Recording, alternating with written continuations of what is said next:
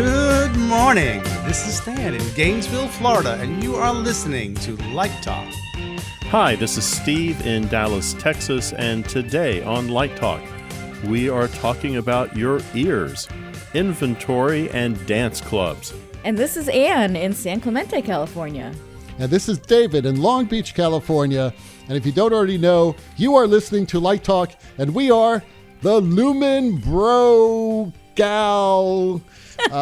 humans. I don't know. It's something like that. We're asexual photons. Asexual Photons. Welcome to episode 102. And as you all have heard, we have our wonderful Lumen sister with us, Anne McMills. Hi, everybody. Happy to be here. The queen of Lumen humans. The Lumen humans. We're the humans. The human Lumen queen. So, for the people who saw us at LDI, this is like a flashback, right? So, a flashback to when the four of us were last together. And that was one. Has it been that long? Have we done a show with you since LDI? I don't think all four of us. The question, though, is Anne wearing her hat? I am not. My hat is at my office at school. Sorry. Oh, so you wear it around campus so people recognize you immediately? Oh, yeah, every day, all day long. And I have a sticker in my office window, too, a Light Talk sticker. I feel very fancy. Hey, we have some big news. And actually, this news is about 2 weeks old, but we're going to just say it now because we forgot to say it in the last episodes. Let me ask the question. What's new, David? What's new is that our crack promotion staff at Light Talk Central came back from their 6-month meditation retreat and decided to actually get back to work and check the latest stats. We have been boasting about reaching 67 countries for some time now. Well, that crack staff just discovered that the number of countries who actually waste their time listening to us has risen to 103. Wow. 103? That's amazing. That's like a fever, man. 103 is a fever. It's more than 102. Wait a minute. How many countries are there in the world? Good question. 103. That's right. There's 103. North Korea is now listening to us, as is Antarctica. All I know is that 2 of the new countries are Trinidad and Tobago. But I think they only count as one country. Trinidad and Tobago. But anyway, that's a whole nother story. But we have Africa. We've got them all. And what's so amazing is that people actually take the time all over the globe to listen to this crazy little podcast. And now that Anne's on, Anne, you can say hi to all the new countries. Hello, new countries. All All 103 that are new. Say goodnight, Gracie. What is that? Anne is going to take us into the universe. She's going to take us to the planet Mars, to Pluto, and places on out there. The broadcast is slowly drifting across the universe right now. Aliens somewhere are going, who is this Anne McMills? And on the asteroids that they're 3D printing on and all that. Oh, that's where 3D printing on the asteroids. I love it. Or is it meteorites? It has a galactic library full of books. This is like the Hitchhiker's Guide to the Galaxy. Yes, I've got my towel. We're going to all end up in one weird planet because they wanted to get rid of us off the planet Earth. I think it's because of Anne we now have 103 countries. No, that's all you. I haven't been on in a while. That's true. We'll see what happens next week. If it goes down, it's Anne's fault. No. So let's get started. Steve has our first listener question.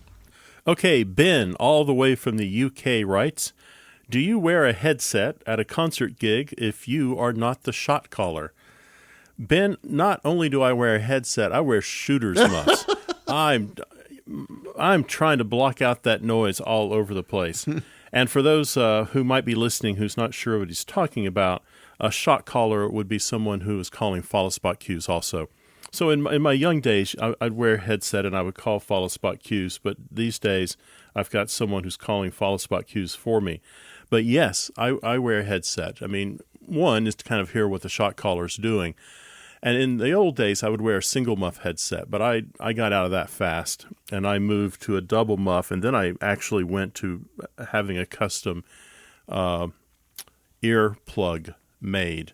Because, a conversation is about 65 dBs, and if I go to a concert, then a concert range is about 100 to 120 dBs, which puts it in the same kind of category as a chainsaw. So, typically your ears can only handle 110 dBs for about 2 minutes. And after that, you actually start damaging damaging your hearing a little bit. So I think from a safety point of view, I would always wear something to protect my hearing at a concert. What do you guys do? Well, I haven't done rock and roll, but I have gone to concerts with my partner, Jonathan. And Jonathan spent some of his career working as a sound technician, essentially, in various rock and roll gigs or whatever you would call it. And so when we go to concerts, he's so sweet. He brings those little like earplugs that you squish inside your ear just to watch the concert. So I imagine working on a concert, you would want to watch your hearing as well. There's a great YouTube audio. It's actually an audio thing. It's a cartoon animation over an actual audio recording of the shot caller for Pink Floyd in 1970. Have you seen that? Oh, yes, it's I heard that. Hysterical. I saw that. Yes, I've seen it. The cartoon. We should post that on the Facebook. It is hysterical. So if you want to hear what a is shot funny. caller sometimes has to put up with, at least in the 70s, I'm sure people are much more responsible, professional now. You will hear it, and it's quite funny. I have a serious thing to say about this. Even I have not worked that much in rock and roll like Steve has, but I went to a lot of concerts as a kid. But if we're going to talk about hearing, and the health of hearing, I wear 2 hearing aids, so I have hearing loss, and I didn't really have hearing loss until I was in my early 30s, and I would attribute it to not taking care of my ears. So in concerts that I went to as a spectator, in shops where I worked cutting dado joints or other lumber, setting up sound systems and having my ears in places when things were being tested and test tones were being run and getting doses of high decibel sound. So I did lose hearing from I think we did not have the sort of the sensitivity or the concern about that in decades prior. So I think to take that seriously is really, really important. And the worst thing about having hearing loss is not the person who has the hearing loss, but the people around them who become agitated and frustrated with the person with the loss. It's very difficult to convince somebody with loss to do something about it. So I think it's a serious subject, and I think it's certainly a workplace hazard. So I would just encourage everybody to, like Steve says, to particularly if what's ironic, the people with the worst hearing are musicians. Yep, me. It is a self-perpetuating problem, because here's what happens: you're in the pit, you can't hear, so you start playing louder, and then your hearing gets worse, so you keep playing louder. So it keeps perpetuating itself. And we had somebody come to our college and talk to the School of Music about this hazard, and it's very difficult to get a good blend or a good balance if you can't hear properly. Our new engineer is asking us to buy these individual mixes. In-ear monitors, IEMs. Yeah. Things have changed Everybody now. puts that on. They get the house mix, and then they can adjust it for themselves.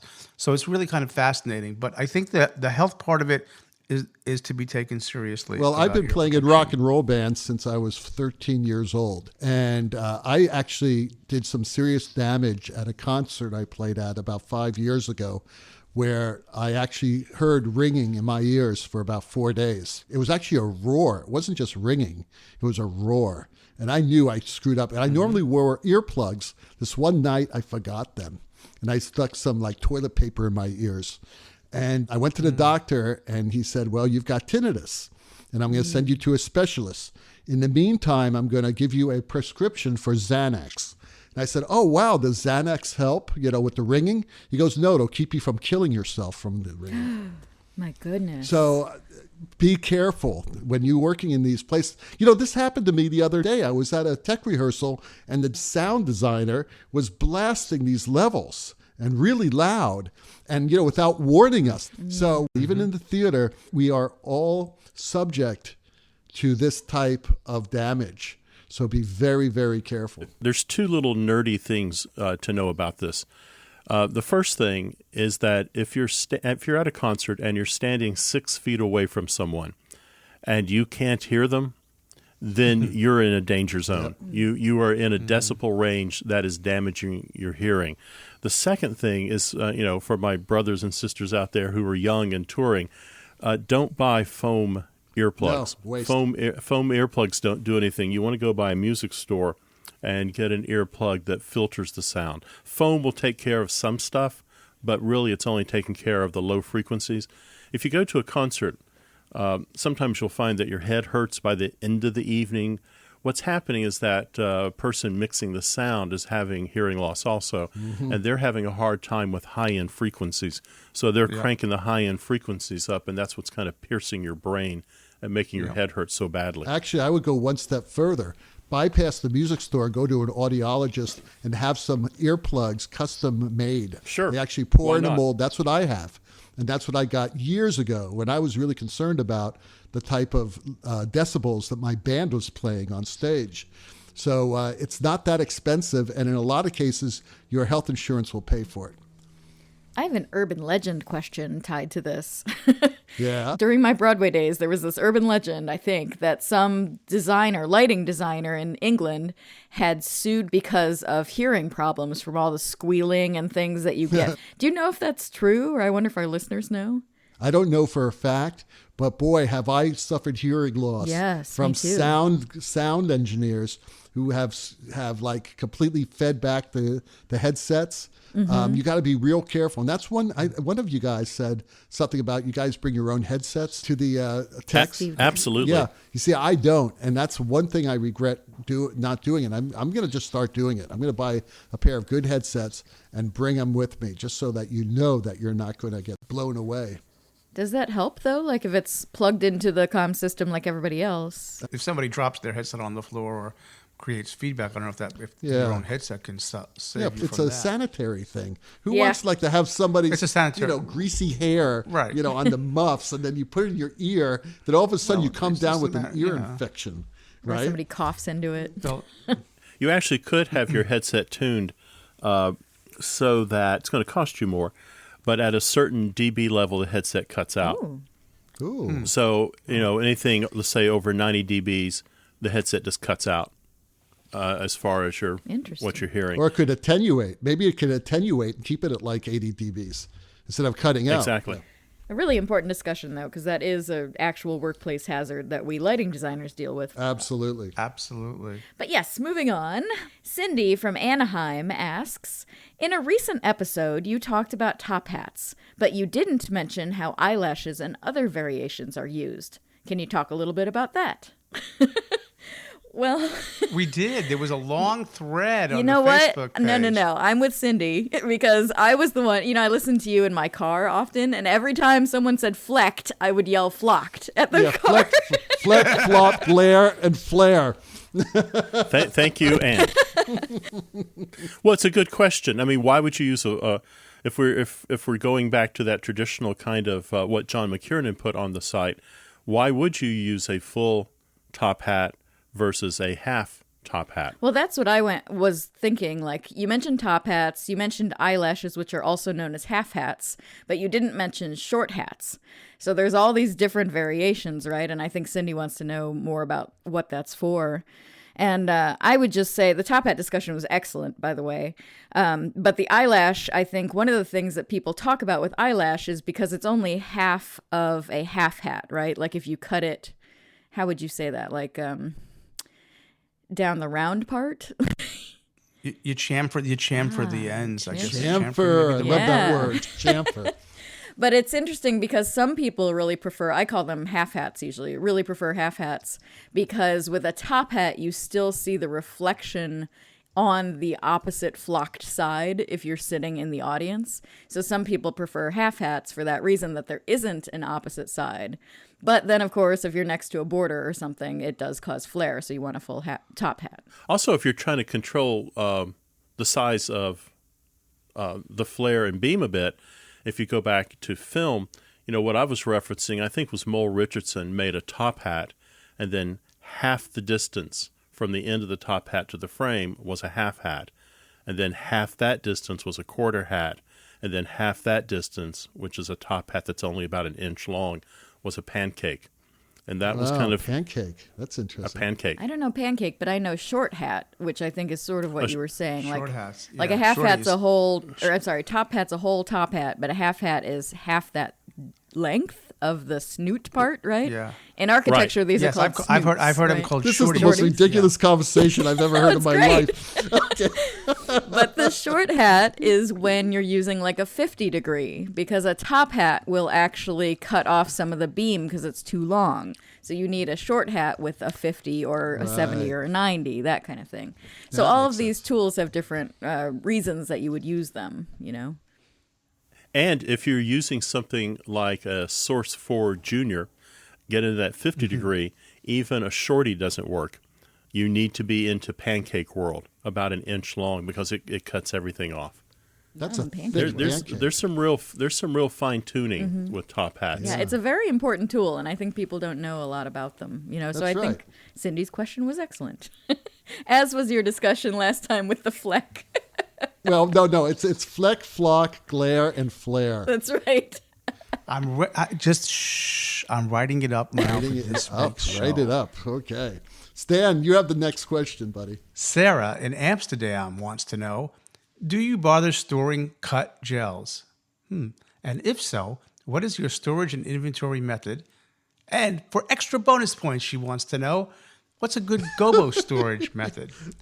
Well, all I can tell you is, I'm not working in a rental house anymore or a production house. I'm working at the university, so I can just tell you, we have a lot of time in our hands, and we have students who have lots of time that we have come in to do work. So we do store cut gels. We do separate them into file folders by size and by number for different types of fixtures. And until we are very careful about where we use the wax pencil to mark the gels with their number in a lower corner of the gel, not in the middle, because the wax might heat up in a tungsten filament and make the gel burn out in the center prematurely. So we're good with that. On my really, really fancy stuff, like my Luminate, I actually label them with a label maker, right? So we do all of that, as well as our sheets. And the storage method for gels is file cabinets, old school, with file folders and the names of the gels. And the inventory, though, we do inventory sheets. We don't inventory cuts, and that goes in an Excel spreadsheet that everybody can access. But for Gobos, this is useful. We also use an Excel spreadsheet on the same sheet with a different file, different tab in the Excel, but we put the name of the Gobo, we put the manufacturer, the number, and then it's so easy now to just go to the website and right-click and save the image, and we pop the image of that Gobo right next to it. And if we know they're in bad condition or who bought them, there could be a little note section. So we get a little bit sort of, it's easy for a designer to just go into that file and see what we have. So we do all of that, Sarah, and I hope that helps. Well, I have to say, people saving cut gels helps me with budgets every time I do a show, because I'm always using more than I could afford. And so thank gosh they've got, gel storage. But I typically don't get an inventory of gels from theaters. I just send out my plot and then they look at what they have. Sometimes I've gotten Gobo inventories from theaters, which is helpful. But again, I usually just design my show and send it out. And then when they say you don't have enough money, I look back at their inventory. Yeah, do you have good breakups? I think what Sarah's asking is, what can I do to make it better? Should I have a milk crate or a file folder? So I think Stan answered that. I saw a Gobo storage method I liked once that was like I don't know if you can find these as much anymore, but the old floppy disk 3-ring binders pages. I've seen that. So that's Yes, the I've seen that perfect method. size for an A or B size Gobo. And so you put it in there and label it, and you could flip through them and stuff. And they would paste the picture of the Gobo on the front of that little disc thing. And so it was really great that way. So I don't know if that earns bonus points, but I like that one. Yeah, that's a good one, and I've seen that method, and I didn't really answer her completely on the Gobo storage. We actually use in the old days there were these things called index cards. Some of them were 3x5, and some of them were larger, and you could buy a metal box made for index cards, and it had separators. And I think that's how they started it at the University of Florida, and I think that's still how we do it. You are listening to Light Talk with the Lumen Brothers, and Light Talk is sponsored by... It's Pet Sweat of Japan, and from across the pond, the cheeky rigor of Sheffield. The summer touring season is once again upon us. The trucks are loading, the buses are being freshened up, and you, my friend, are packing your kit.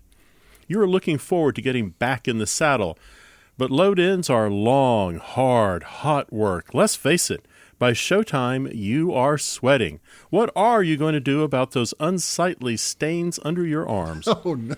Well, Pet Sweat of Japan has the answer, so no one will ever see you sweat again. Introducing the Armpit Clip-On Cooler Fan. Barely the size of a pack of smokes, each one clips onto your t-shirt sleeves and pumps cool, refreshing air to your armpits. Want complete cooling comfort? Check out our cargo pants model. Just open your fly, clip it on, and power up. You can even top off the optional scent tanks with your favorite cologne from the cheeky rigor of Sheffield. Ask about our monthly subscription service so you never run short. I use Funky Roadcase. Order now, and Pet Sweat will throw in our essential American stagehand phrasebook. This is a must-have for any non-English speaking production touring the States. Learn the most common American stagehand phrases. Phrases like, "I'm smoking your follow spot, sexy sailor." Or my personal favorite, "When I saw our stage manager changed his wig, I felt summer would be over." Pet Sweat of Japan, just like NATO, only backstage. I got to say something before we go back.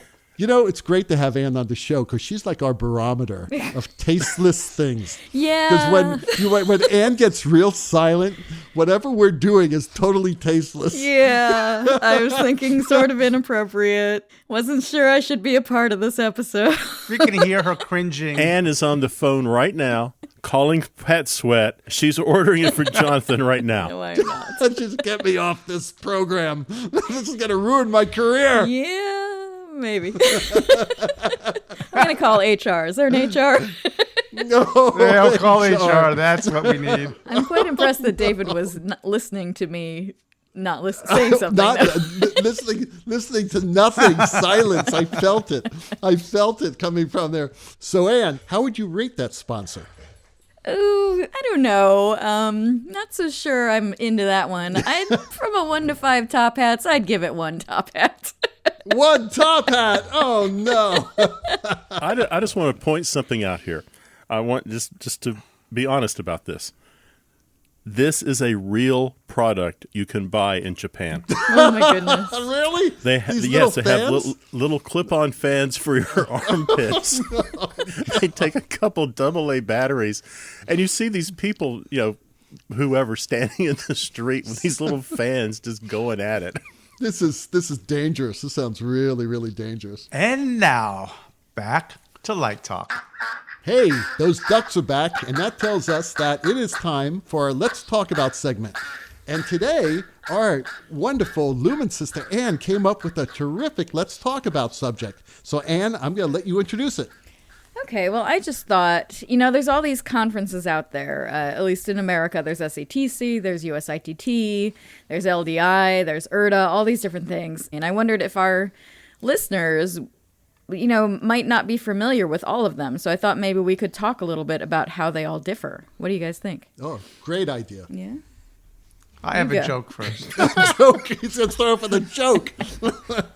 Well, I'm just going to start out and say something funny. One, I think there's too many of these because I can't go to all of them. There's like 8 more of them. There's Light and Building. There's Light Fair. There's this one. There's good. Pro Lights and Sound. There's like. They're all competing with each other. I wish they could just do. I'm all for socialism too, but a little consolidation of this would be nice.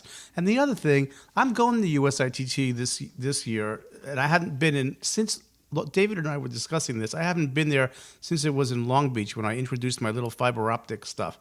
But I have to say, I've never been anywhere. There were so many theater geeks all in one place. Isn't that great?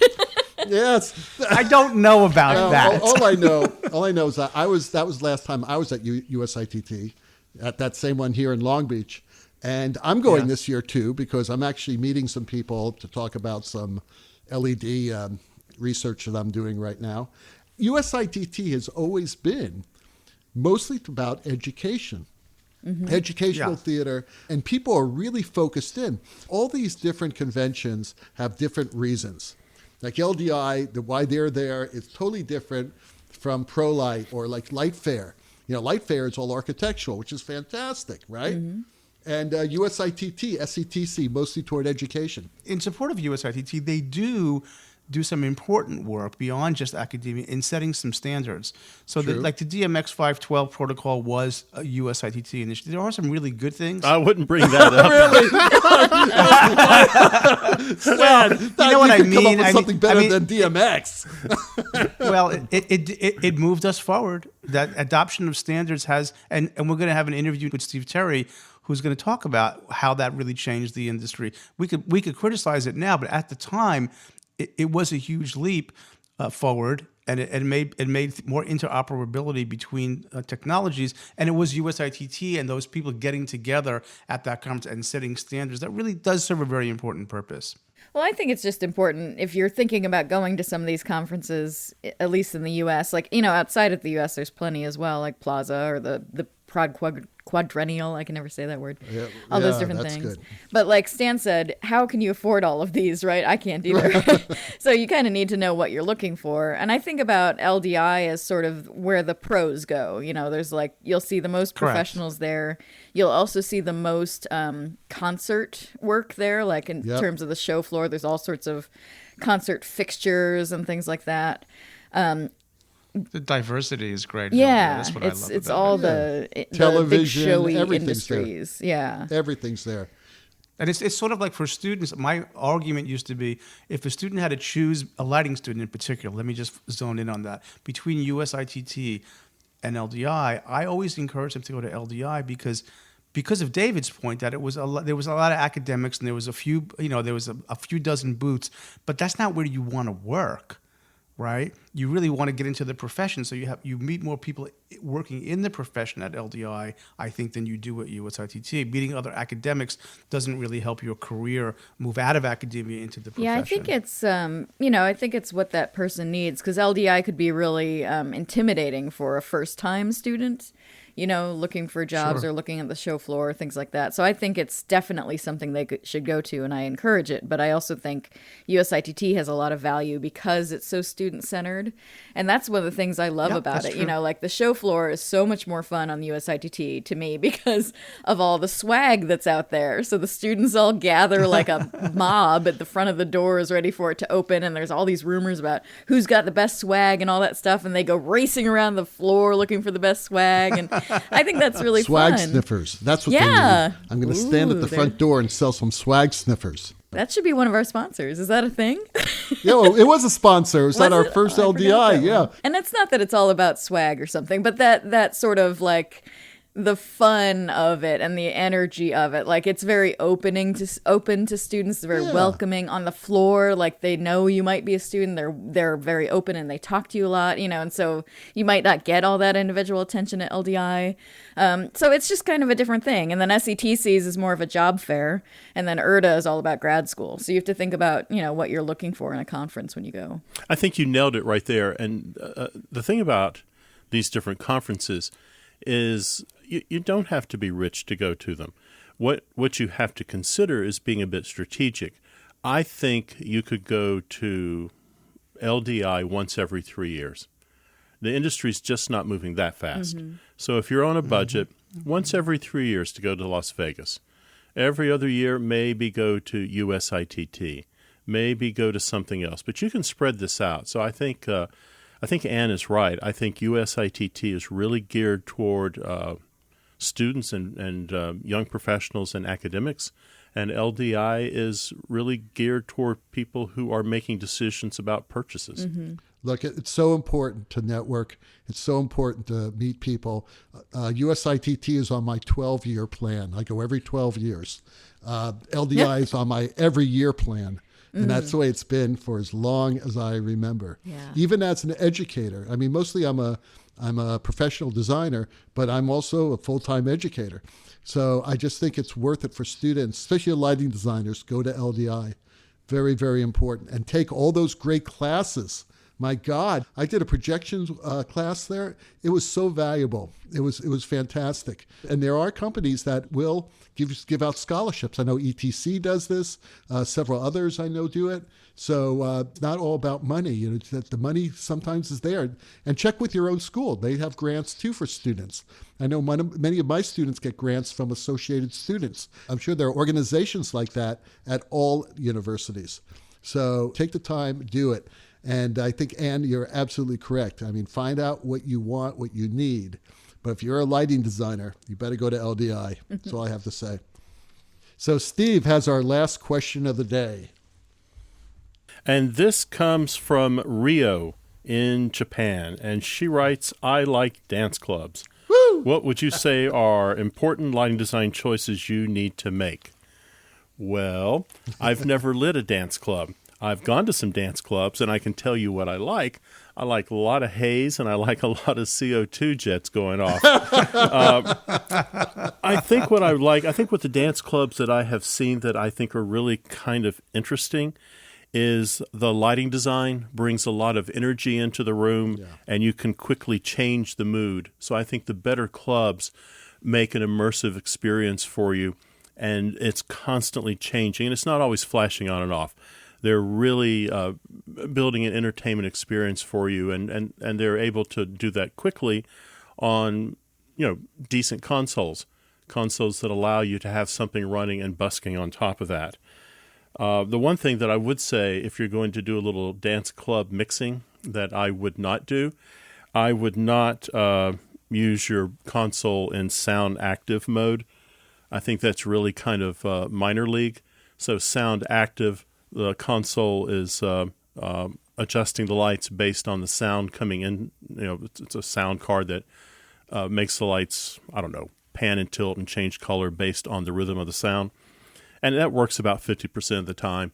And then at the other 50% of the time, the lights are just doing something wacky there or strobing aimlessly, and they don't quite know what they're doing. I don't know. Anne, you're a big clubber. What do you like in dance clubs? I was in my younger days.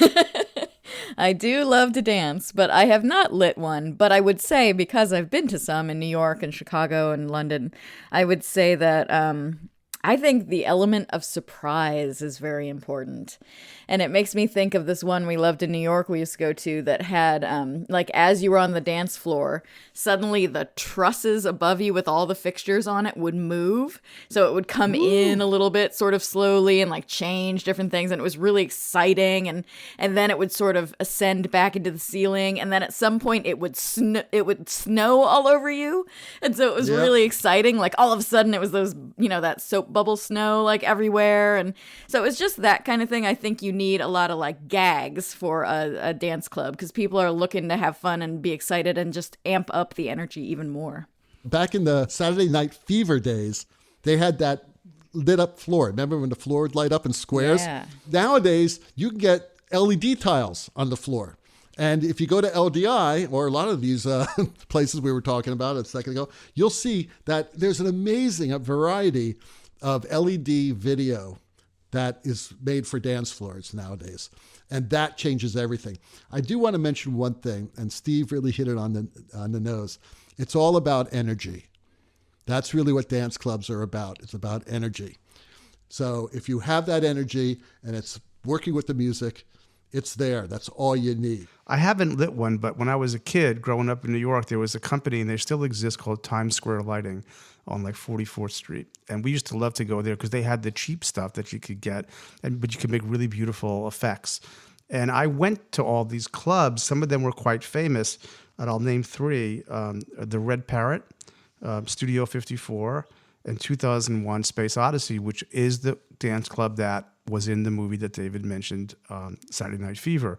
And the one thing about them that I think made them special conceptually is they all had a theme of some kind. They had some kind of unifying idea that made them unique, that separated them from just a bunch of lights doing whatever. And did they have surprise? Yes. And did they have special moments? Yes. And did they have some gag? Absolutely. But they sort of had class. And those were the ones that attracted, people who had it's like you really want to go there because it was distinctive and special. So I think from a design perspective, you want to conceptualize that club with some kind of theme or conceptual idea that gives the club a certain classiness. And I just think that worked back then, and I think that would still work. And the great thing about that is, Stan, is that with the technology nowadays, with these types of video panels that could be everywhere in the club, is that you can have a different theme every night. Because a lot of these clubs do that. I have a club right down the street called Ripples, and every night is a different night. And it's fantastic. And if you remember correctly, way back in those days, they used, and I'm sure that Josh will talk about, Josh White used to do this, was used a lot of 16 millimeter film, right? Now all that's video. So it's really, really cool. I love dance clubs. I really do. I love going. Now, it's not like I go out every night, but every now and then I'll go to it, especially in Vegas, and you will see all this, but it's all super high tech. So I think that all that's fantastic. I'm going to Applebee's later tonight. Applebee's! Yeah, that's a real theme going on there. Hey, that Hammond organ solo tells us that once again, you've spent another morning listening to Light Talk with the Lumen Brothers and Sister.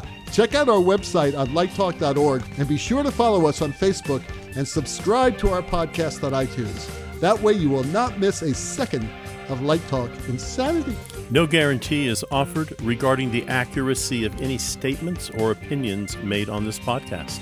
And just remember, if you choose to litigate, we have hired an even better law firm now, the firm of Fleck, Flock, Flare, and Glare, and their paralegal Snoot will defend us until our retirement funds are depleted. I am Snoot. Light Talk is written and produced by the Lumen family, coming to you from Long Beach.